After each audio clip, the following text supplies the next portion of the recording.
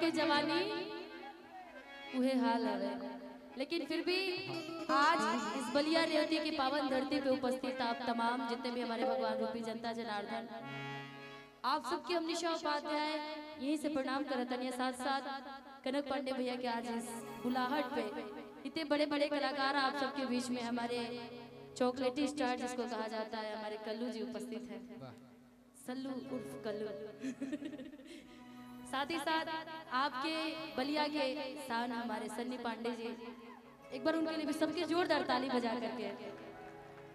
साथ ही साथ माही मनीषा जी और आप सबके अपने निशा छपरा से आज अर्णव बाबू के उपनयन संस्कार में उपस्थित। तो आज सबसे पहले आप सबके बीच में एक सोहर गीत की फरमाइश आई है भाभी की तरफ से, तो एक सोहर आप सबके बीच में, उसके बाद से फिर जैसे आप सबकी चाहत होगी उस तरीके से कर दीजिए।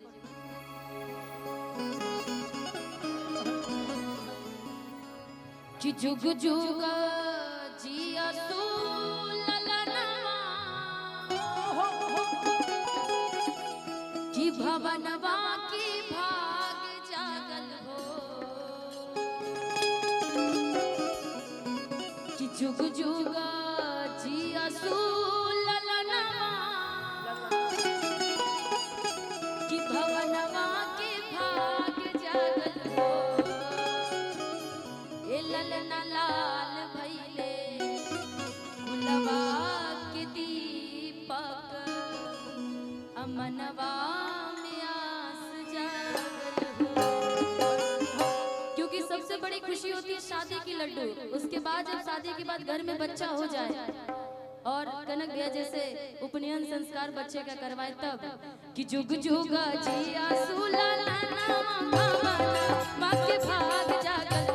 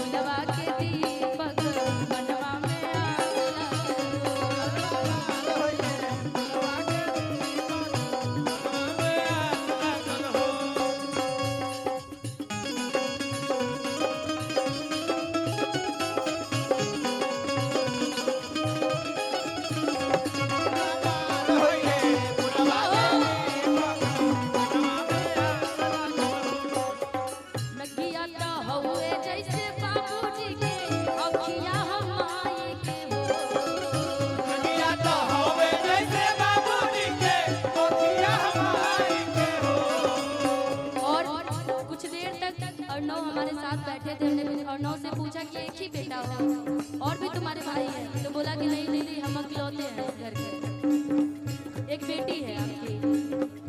नकिया तो हुए जैसे बाबूजी के अखिया हमाई के हो। नकिया तो हुए जैसे बाबूजी के अखिया हमाई के हो। नकिया तो हुए जैसे बाबूजी के अखिया हमाई के हो। नकिया तो हुए जैसे बाबूजी के अखिया हमाई के हो। अच्छा ये आपके सुपुत्र हैं, इनका जनेऊ हो गया तो इनका जनेऊ करेंगे ना पक्का। हमको कल्लू जी को सनी जी को जरूर बुलाइएगा। जितना सोहर सुनना होगा ना हम लोग आपको पूरी रात सोहर सुनाएंगे, कोई लोकगीत नहीं सुनाएंगे, पूरी आशीर्वाद की तरफ से। हाँ बुलाएंगे, अरे इनका सौभाग्य। नकिया ता हुए जैसे बाबूजी के अखिया हमाई के हो। नकिया तो हुए जैसे बाबूजी के अखिया हमाई के हो। अच्छा आपकी बेटी, और कहा जाता है कि जिस घर में लक्ष्मी की अवतार हो, और वाकई कनक भैया की पहली बेटी ही हुई थी। और आज देखिए आपका तोता चलता है पूरे बलिया रेवती में, भाई मानना पड़ेगा। ए ललना मुहावा, ए ललना मुहावा, जाजा मा सुरु जावा, चारों ओर सोर भइले हो। ललना मुहावा, जाजा मा सुरु जावा, चारों ओर सोर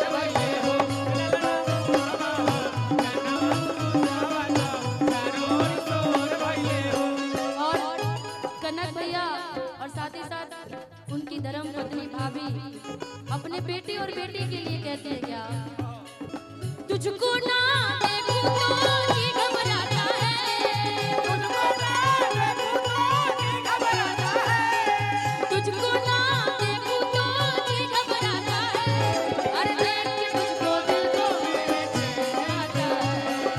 देख के तुझको दिल को मेरे बोल बोल बोल थोड़ा रोकेंगे, रोको रोको रोको रोको। हमारी भाभी आई, हम चाहेंगे कि लाइट वाले भाई लाइट को वाइट कर दो। हाँ हाँ मिले थे, फोटो भी खिंचवाए हम लोग कई सारे। अच्छा आप नहीं खिंचाया? अरे कैमरा वाले भाई जल्दी खींचो फोटो भाई, हमारी बैंक बैलेंस के साथ ही फोटो नहीं खिंचाया ऐसे कैसे चलेगा? थोड़ा सा भैया इधर पीछे हो करके। और भाभी की हम ननद है, भाभी आपका एक बेटा हुआ, ये भी भाभी का एगो बेटा, एक ही बेटा ना आपका? एगो बेटा एगो बेटी, भाई दोनों आदमी जोड़ी लगा के किए थे का? एक के शादी भी हुआ था एक ही डेट पे? अच्छा दोनों दोस्त है आप लोग, राम लक्ष्मण, 1 महीना की गैपिंग बस। बाप, इसीलिए ना एगो बेटा उनका एगो बेटा आपका, एगो बेटी आपकी एगो बेटी इनकी। तो लेकिन भाभी हमसे बोलेगी क्या कि हमारा बेटा होई तो तोहरा के बुलाई बनाना दो। बुलाई तो नहीं भाभी, लेकिन जनेऊ में बुलाई आप कि हमारा बेटा होई तो तोहरा के बुलाई बनाना दो। बेटा होई तो तोहरा के बुलाई बनाना दो, हमरा और न होई तो तोहरा के बुलाई बनाना दो। हमारा बेटा होई तो तोहरा के बुलाई बनाना दो। अरुण हाँ बुलाई बनाना दो, हाँ बुलाई बनाना दो, हाँ बुलाई बनाना दो, हाँ बुलाई बनाना दो।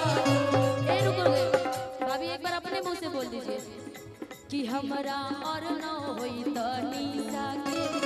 ए रुको रुको रुको म्यूजिक भाई रुक जाओ। कि हमरा शादी में भी बुलाएंगे।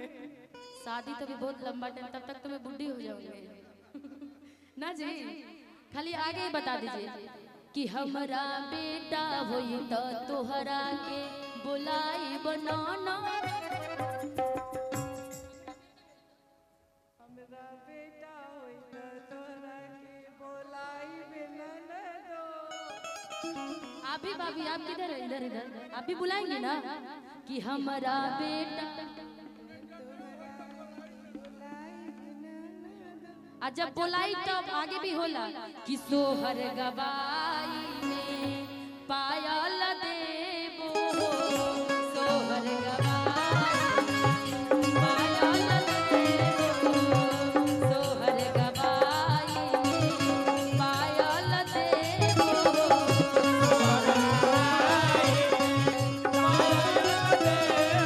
और कनक भैया और आप, पायल का दाम ज्यादा से ज्यादा कितना होगा? पायल का दाम ज्यादा से ज्यादा भाभी कितना होगा?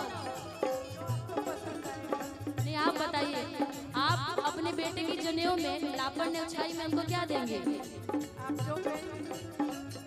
कि भाभी 10 रुपया डललू हन परिया, भाभी 10 रुपया डललू हन परिया।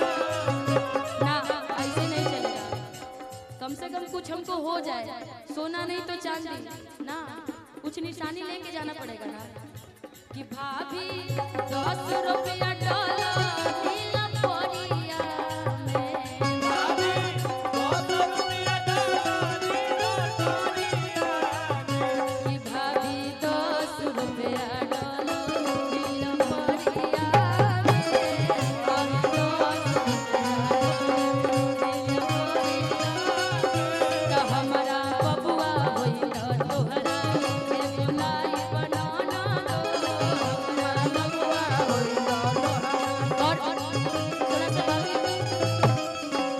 एयर नो इधर आओ ना, थोड़ा एक बार मम्मी का हाथ पकड़ो और आप भी एक बार पकड़िए। आप भी दोनों आदमी अपने बच्चों को पकड़ के तब कहिए। थोड़ा सा भैया हल्का सा साइड हो जाए, लुटाना हो तो ऐसे लुटा दीजिएगा, थोड़ा सा नाचना इन लोगों को।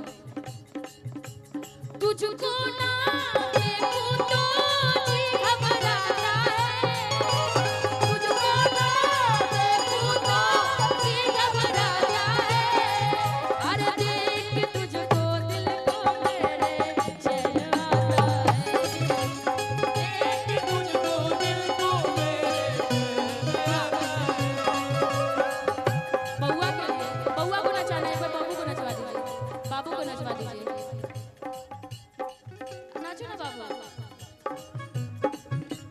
तुझको ना देखूं तो जी घबराता है, तुझको ना देखूं तो जी घबराता है। अरे देख तुझको दिल को मेरे करिए से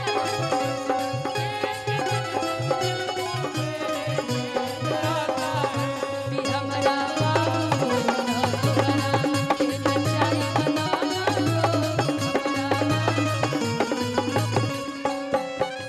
सोहर गवाई में कंगन देबो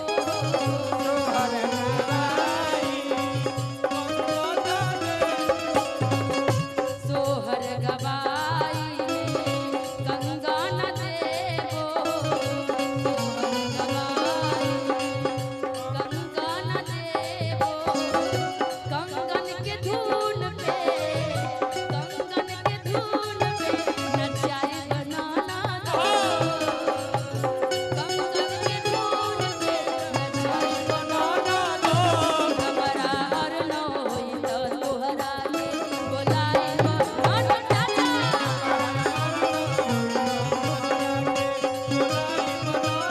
बबुआ के चाचा जी ना चाचा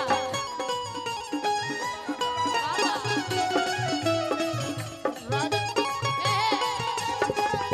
लेकिन भाभी आपके लिए और बाबा बाबा लगेंगे कुंदन पाड़े बाबा जी थोड़ा इधर आ जाइए आप।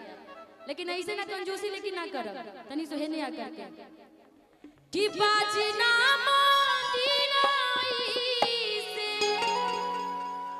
एक कैमरा वाले भाई थोड़ा सा साइड हो जाए पीछे और भी कैमरा लगे हैं कि हीरा रतनवा दे दो आ राजा जी खजनवा दे दो रानी जी गहनवा दे दो राजा जी खजनवा दे दो रानी जी गहनवा दे दो देखिए आपका गला बड़ा हुआ है इनका गला भरा हुआ है मेरा गला देखिए कितना खाली है रतन भैया कुणाल पांडे जी बाबा आइए आइए अभी ध्यान आपका इधर रहना चाहिए देखिए इनका गला कितना भरा हुआ है मेरा गला खाली है ना सुना सुना लग रहा है हाँ वही मांगना है बाजना मदिराए से हीरा रतनवा दे दो राजा जी खजनवा दे दो